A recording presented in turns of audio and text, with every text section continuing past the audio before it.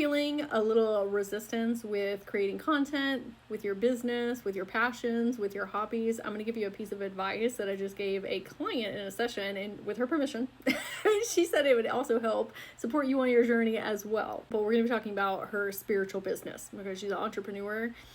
I said, what do you want your business to do for you? And she said, I want everything to move more smoothly and easily. I want to feel inspired. Love all of that. Okay, but what's deeper? What's underneath there? Because those are very vague, and it's not really giving you the emotional response that you need to create forward movement. I said, what is really beneficial is to see them as their own consciousness forms. What does she need from you, and what do you need from her? There is a miscommunication that is happening. There is some resistance. There is some resentments. That is something that needs to be flushed out betwixt the two of you.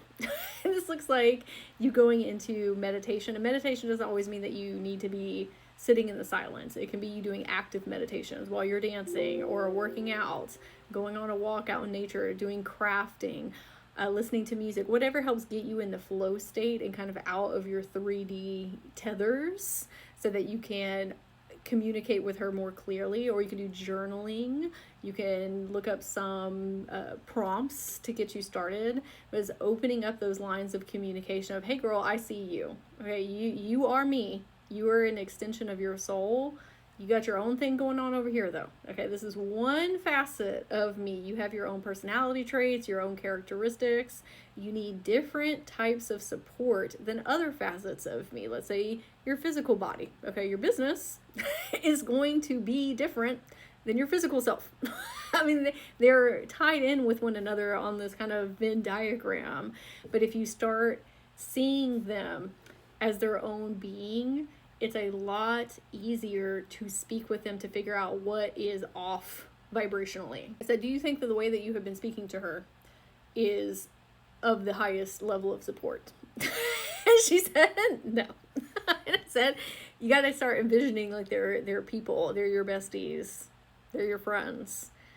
If you are pouring love and joy and light into them, that is what they are going to express. And because they are a part of you, you're filtering all of that through a different avenue, different facet of self back into yourself. So even though it seems separate, like, hey, business, whatever name that she wants to go by, or you give her, I love you so much. This is the type of experiences that I want to have with you. Okay, fun, magic, whimsy, lots of clients, but also lots of free time for myself. I don't even say free time. Lots of time to invest in myself. Okay, outside of just the business, like whatever results that you're wanting to see.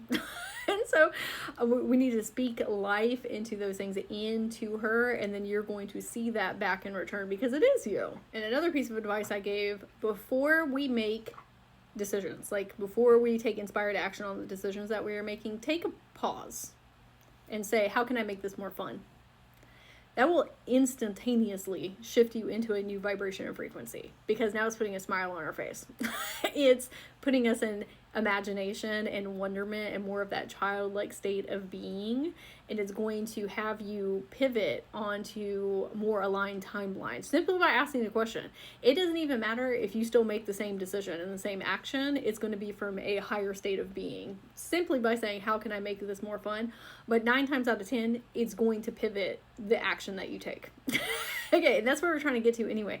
I was mentioning that when we get stalled out on clients or bringing more money into our reality, where we're trying to get to is more fun. That's the ultimate goal, really. Whether that's through healing or content creation or your hobbies, passions, it doesn't matter what it is. We're trying to have more fun in life. So if you ask that question in the beginning, it's going to help you align to that timeline naturally. And another piece of advice is to ask, what is that version of me doing in the future that is having more fun? Or whatever you want to insert there, okay, that is more confident, that is a great leader, that is happy to be seen, okay, visibility, whatever goal and aspiration that you're working on, has a lot of clients, business growing exponentially, content popping off. What is she doing? Before you take the inspired action, how can I have more fun? What is future me doing? because again, that is going to pivot you onto more aligned timelines. You still might make the exact same decision, but a lot of times it's going to sometimes minusculely or sometimes maximally shift where you're headed. I'm going to give you an example. So earlier I was sitting in my car and I said, oh, I want to do an oracle card reading, but something kind of fell off a little bit. And I said, if it doesn't feel right, I don't want to do it. Higher self, what are you doing instead? In the reality that I am moving into, what are you doing right now in this moment? What that is doing is making me the observer of my life and looking at things more objectively instead of being emotionally reactive. Because what was happening was I was getting frustrated because like, oh, I want to do this, but it doesn't feel the best right now.